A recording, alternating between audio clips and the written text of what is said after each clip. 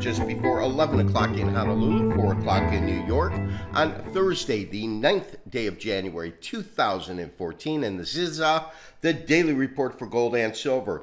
We have nominally higher pricing pretty much across the board in the precious metals markets. Dow is trading off about 15, crude oil is up, and the dollar is down slightly. To gold, 12.27, 12.28. Current print on the screen puts it up a couple of dollars, $2-3 on the day. Silver right now trading 19.55, 33 is a low, 82 is a high, puts it up a couple of cents on the day. In terms of the range in gold, we have 23.20 on the low and 32.60 on the high. Just one note before we get started on the show. Obviously, daily members, you've noticed some immense changes that we have done to the website as we're really building out the members portal right now. What we're adding, and we'll be adding it over the next few days, is our forum.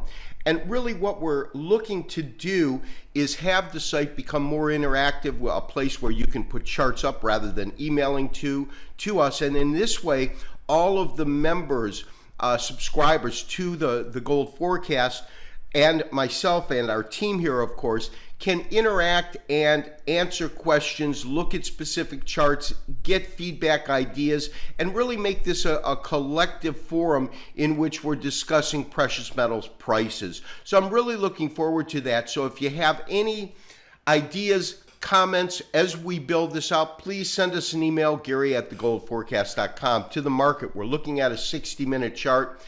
A couple of things kind of pop out at me when I look at them, and we know that we have major support down here, which is the 1186, and this is part of that double bottom, this being the second time it hit these lows. The first time was 1181. We look at the next target area, which is 1211.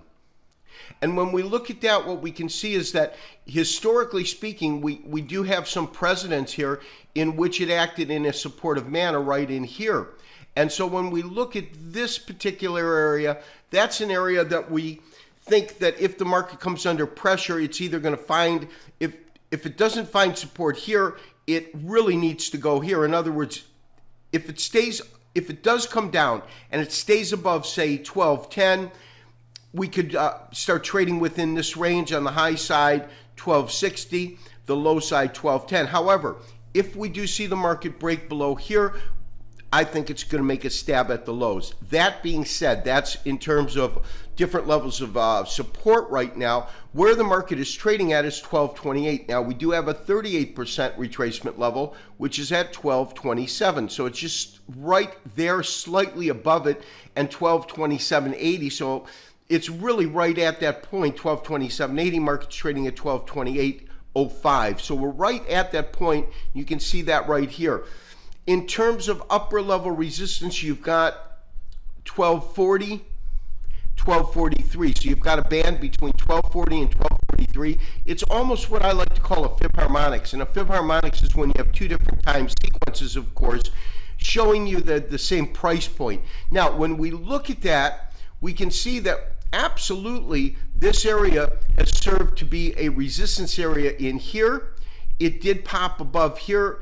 And here you're getting an area in which the market really traded above and below it. We're not getting any kind of technical information right in this period of trading. And again, this is a very, very short-term chart. Those are the support and resistance areas on a very interim or short-term basis. Now, we are looking at our half a day. I believe this is just a standard candlestick. Yes, just standard candlestick chart. You can really see the double bottom. This is that 1181, 1186. You can also clearly see this one level of resistance that we're talking about. This is at 1227.80.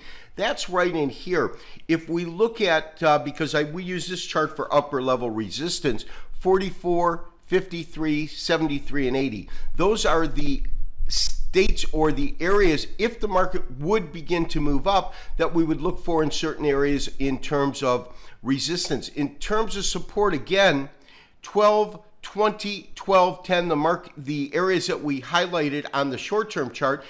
The only thing is that in terms of critical support, it's got to be just around 1212, 20, 1221, and it really has to do with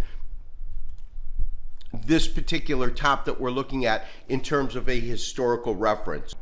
Which really brings us to our daily chart, or our big picture chart, and I'm still under the belief that we're going to be seeing lower pricing. And as you know, what we're looking at is the beginning of our bear count 1, wave 2, our long wave 3 down, our wave 4. It's my current belief that we're in the final throes of this wave 5.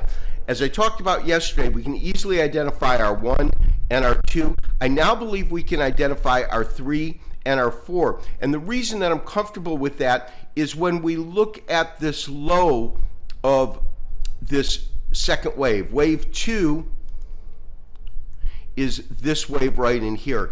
So wave 4 cannot trade within this range. This range pretty much is off limits, so to speak, to the other corrective wave.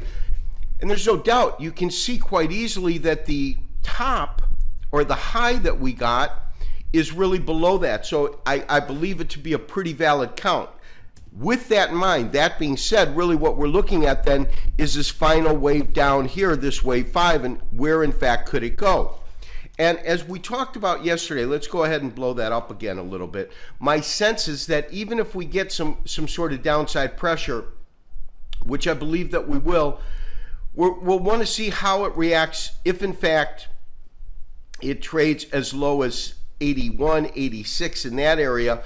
And this line in the sand, this is showing it at 0, but it is a 61% retracement, and it's a 61% retracement of a very major move. To see that better, we'll put up our weekly chart. And I've gone ahead and put that up, and this is what I'm talking about. We have this long retracement, which goes from just at about 700 to over 1900. Then we have a 61% at 1161. Now the low, of course, 81 here, 86 here, very, very close to that low, and it's significant. It's significant in that when we consider the entire span of this particular rally, this, of course, historically speaking, is the biggest rally ever witnessed in gold. And then we sideline and we kind of go into this state where we had 1534, and then on the low, on the high, we had about 1800. It trades like that for a year, and then from there, we get this long spiral down.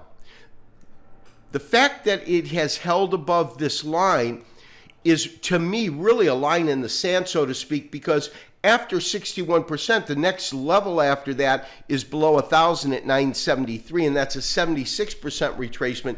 That would be far more than any kind of our wave count would take into account. Any models that we use wouldn't have the market going down that low. But of course, if it broke through this point, as we talked about, the next major level that we would look at is about 1050. But in terms of the really big picture, that's a 76% retracement. And as I said, I'm not looking for it to go there. I believe that we probably will hold this area here, which is 1161, even with the market under pressure. If it cannot hold that, the number under that's got to be 1045. So I'm not really looking at the 76%, which is at around 976 on the charts. Now, as far as silver goes, the basic area that we identified as a very, very critical area was 1958. We're trading at 1954, so we are below that. Should this market continue to drift lower, which I believe it probably will, if gold drifts lower, I think silver will drift lower also. It might not drift as dramatically. However, it has been on many occasions percentage gains have been over gold in terms of the percentage gains, and percentage losses have been greater in silver in terms of their equal moves dollar for dollar. So the next level I would look at is going to be around 1875. We are looking for a place to get short in the market. I do believe it's coming down, but I do want to see if it has the ability to go back up near the resistance points that we identified in gold before initiating a short position. However, I am looking for lower pricing in the precious metals markets short term. This has been Gary Wagner, wishing you as always good trading. We'll talk to you tomorrow on Friday for the weekly wrap up and review. Bye-bye.